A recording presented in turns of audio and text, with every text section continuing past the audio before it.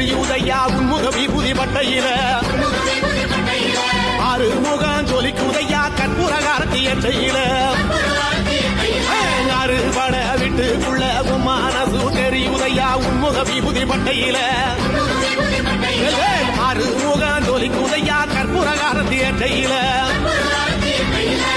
தெற்கு திசையாள்பவனே தேடி செல்வம் கொடுப்பவனே பன்னீர் தோளும் கொண்டு பக்தர்களை சுமப்பவனே கந்தா